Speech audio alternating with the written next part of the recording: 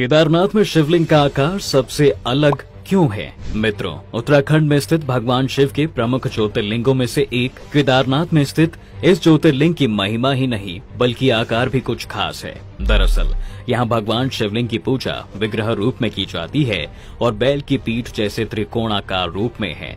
और शिवलिंग के इस आकार का रहस्य पांडवों से कुछ इस तरह से जुड़ा है। महाभारत युद्ध में विजय पाने के बाद पांडवों को ऐसा लगा कि उन्होंने अपने भाइयों की हत्या कर दी है और अब उन्हें इस पाप का प्रायश्चित करना चाहिए।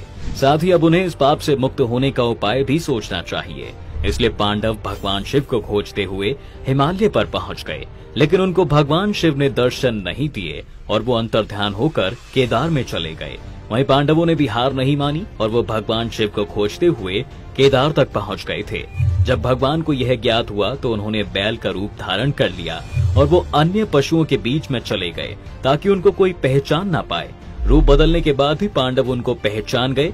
साथ ही भीम ने बुद्धि का प्रयोग कर अपना विशाल रूप धारण कर लिया और अपने पैर दो पहाड़ों पर फैला दिए। यह देख अन्य जानवर भागने लगे, लेकिन भगवान शंकर रूपी बैल पैर के नीचे से जाने को तैयार नहीं हुए, क्योंकि यह भगवान का अपमान होता। यह देख भीम समझ गए कि यही भगवान शिव हैं, जो बैल के रूप में हैं।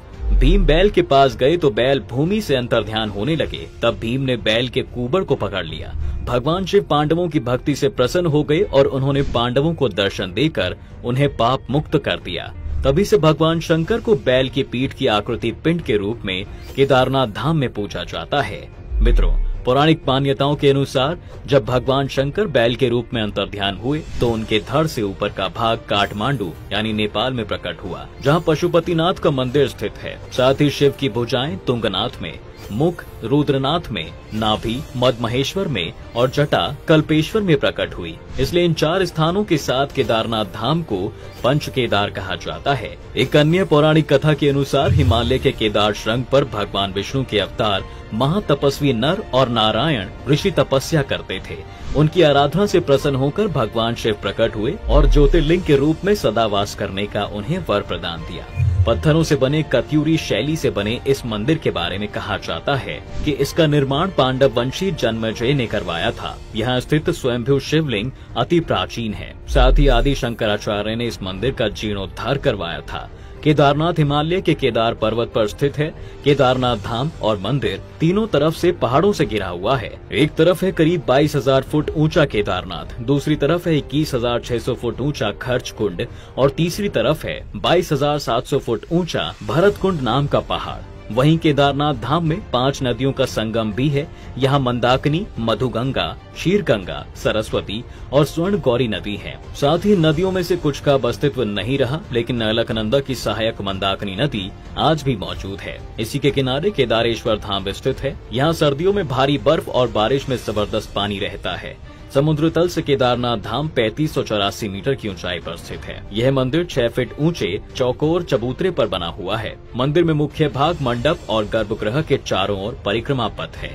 बाहर प्रांगण में नंदी बैल भगवान शिव के वाहन के रूप में विराजमान है, जिनकी श्रद्धालु पूजा भी करते हैं। दरअसल आपदा के बाद केदार बाबा के धाम की दूरी 3 किलोमीटर बढ़ गई है। पहले यात्रियों को गौरीकुंड के धाम तक पहुंचने के लिए 14 किलोमीटर का पैदल सफर तय करना पड़ता था, लेकिन अब यह दूरी 17 किलोमीटर की हो गई है। कुछ यात्री घोड़े और खच्चर पर बैठकर भी यात्रा करते हैं। यहाँ का मदमहेश्वर मंदिर मदमहेश्वर नदी के स्रोत के पास के इलाके में स्थित है। समुद्र तल से 3289 मीटर की ऊंचाई पर स्थित इस मंदिर को दूसरे केदार के रूप में माना जाता है। मदमहेश्वर मंदिर में भगवान शिव की पूजा नाभि लिंगम के रूप में की जाती है। मान्यता है कि यहाँ का जल इतना पवित्र है कि इसकी कुछ बूंदें ही मोक्ष के लिए पर्याप्त मानी जाती हैं। शीतकाल में 6 माह यहाँ पर भी कपाट बंद होते हैं। मदमहेश्वर जाने के लिए रुद्रप्रयाग जिले में ओखीमठ तक जाना होता है। रुद्रप्रयाग से बसें और जीपें मिल जाती हैं। वहीं तुंगनाथ उत्तराखंड के गढ़वाल के रुद्रप्रयाग जिले में स्थित एक पर्वत है। इसी पर्वत पर स्थित है तुंगनाथ मंदिर। यह भोलेनाथ के पंच केदारों में से एक है। यहाँ के बारे में यह भी मान्यता है कि माता पार्वती ने भी शिव को पाने के लिए यहीं पर तपस्या भी की थी। तुंगनाथ मंदिर समुद्र तल से 3680 मीटर की ऊंचाई पर है। यहाँ भगवान शिव के हृदय स्थल और शिव की पूजा की आराधना होती है। पौराणिक कथाओं के अनुसार कुरुक्षेत्र के मैदान में पांडवों के हाथ काफी बड़ी संख्या में नरसंहार से भगवान शिव पांडवों से रुष्ट हो गए। भगवान को प्रसन्न करने के लिए पांडवों ने इस मंदिर का निर्माण करवाया था। साथ ही रुद्रनाथ मंदिर उत्तराखंड राज्य के चमोली जिले में स्थित भगवान शिव का एक मंदिर है, जो कि पंच केदार में से एक है। समुद्र तल से 2290 मीटर की ऊंचाई पर स्थित रुद्रनाथ मंदिर भव्य प्राकृतिक छटा से परिपूर्ण है। रुद्रनाथ मंदिर में भगवान शंकर के एकानन यानी मुख की पूजा की जाती है। रुद्रनाथ मंदिर के सामने से दिखाई देती नंदा देवी और त्रिशूल की हिमाच्छादित चोटियां यहाँ का आकर्षण बढ़ाती है। यहाँ पूजे जाने वाले शिव जी के मुख को नीलकंठ महादेव कहते हैं। बात अगर करें यहाँ के कल्पेश्वर मंदिर की, तो यह गढ़वाल के चमोली जिले उम्रगम घाटी उत्तराखंड भारत में स्थित है। यह मंदिर भगवान शिव को समर्पित एक हिंदू मंदिर है। कल्पेश्वर मंदिर पंच केदारों में से एक है तथा पंच केदारों में इसका 5वां स्थान है, जो समुद्र तल से 2200 मीटर 7217 फीट की ऊंचाई पर बना हुआ है। कल्पेश एकमात्र पंच केदार मंदिर है जहाँ पूरे वर्ष भगवान के कपाट खुले रहते हैं। यह एक छोटा सा मंदिर है जो पत्थर की गुफा में बना हुआ है। ऐसा माना जाता है कि यहाँ भगवान शिव की जटा प्रकट हुई थी। इस मंदिर में भगवान शिव की जटा की पूजा की जाती है। मित्रों, केदारनाथ मंदिर इसलिए भी प्रसिद्ध है क्योंकि वर्ष 2013 में आई भयंकर प्राकृतिक विपदा में जहाँ केदारनाथ और आसपास की हर चीज नष्ट हो गई थी, वहीं इस मंदिर और मंदिर के अंदर के शिवलिंग को जरा सी भी आंच नहीं आई थी। इस वर्ष 16 जून को इस त्रासदी को 10 वर्ष पूरे हो जाएंगे। वीडियो अगर आपको पसंद आई हो तो हमारे YouTube चैनल डिवाइन टेल्स को सब्सक्राइब करना बिल्कुल ना भूलें।